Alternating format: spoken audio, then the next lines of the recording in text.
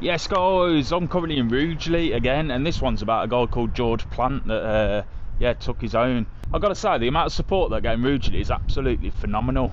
I appreciate everyone that comes over for a chat and says hello and all that palaver. I really do. Anyway, Georgie Plant, let's get into it, guys. George Plant was 51 years old and lived at Spring Farm in Brereton, near Rugeley. He was a farmer, contractor and a scrap iron dealer.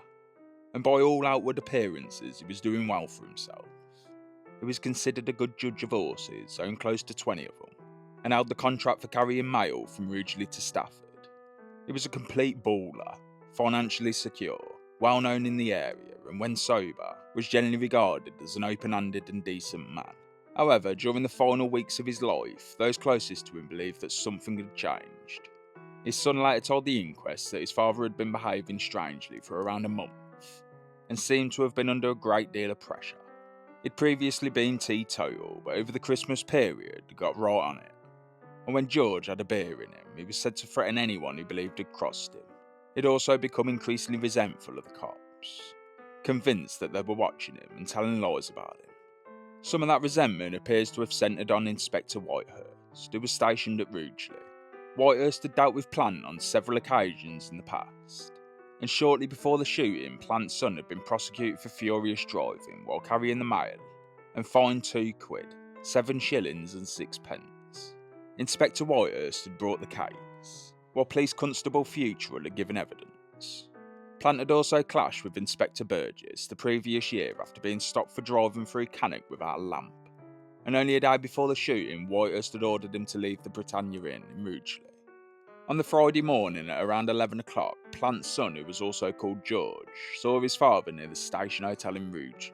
Plant was carrying a gun and had taken off on his son's horse. His son was alarmed by his behaviour and asked him to hand over the weapon, but Plant refused. He warned that unless the horse was released, he would shoot him. Faced with that threat, his son let go and Plant rode away into the direction of Brereton. Not long afterwards, Plant met Inspector Whitehurst in the main street of Rugeley.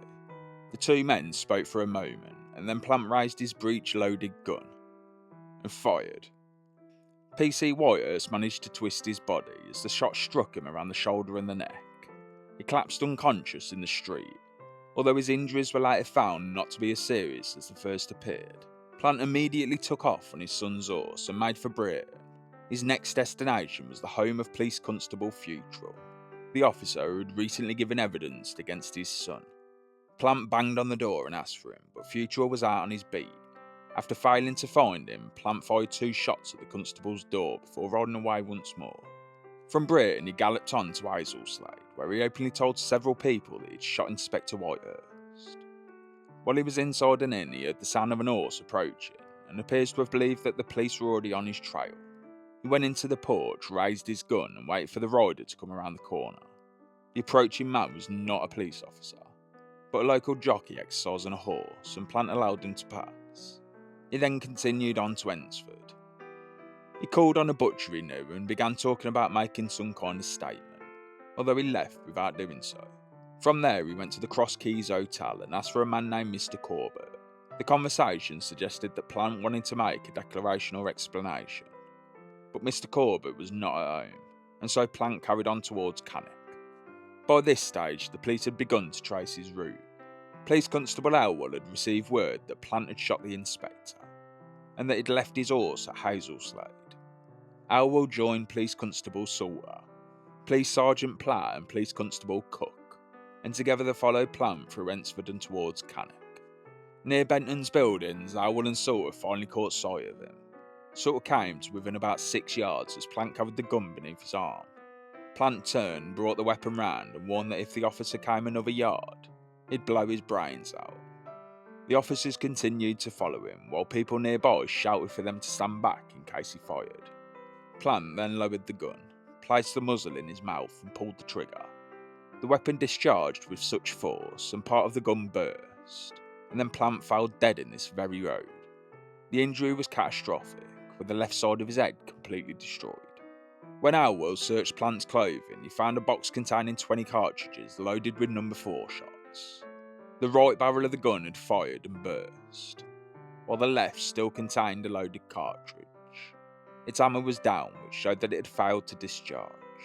Newspaper reports suggested that Plant may have tried to fire at Constable Salter and suffered a misfire, or that he'd first attempted to use the left barrel on himself before firing the right. Plant's body was taken to the Globe Inn in Hednesford, where an inquest was held before the coroner, Mr. S.W. Morgan. The jury heard from his son, the officers who had pursued him, and those who had spoken to him during the final hours of his life. Although his recent behaviour had caused concern, several witnesses said that he spoke rationally and appeared to understand what he was doing. The jury returned a verdict of felony, meaning that Plant had taken his own life while legally responsible for the act. They also recommended that Police Constables Salter and Elwell should be commended for their bravery. The two men were called back into the room and personally complimented by the coroner for continuing to follow an armed man who had already threatened to end himself. Inspector Whitehurst survived the shooting and was later reported to be recovering well. George Plant was buried at Lapley on the following Wednesday. The inquest never settled on one clear reason for what had happened. Plant had become convinced that the police were against him. He began drinking again and began behaving strangely for several weeks. The prosecution of his son, his earlier disputes with the local officers, and the incident at the Britannia Inn may have all played a part. Even so, no single event fully explained why a normally decent farmer and contractor should leave Rugeley armed, shoot a police inspector, search for another officer and finally take his own life on the road towards Cannock.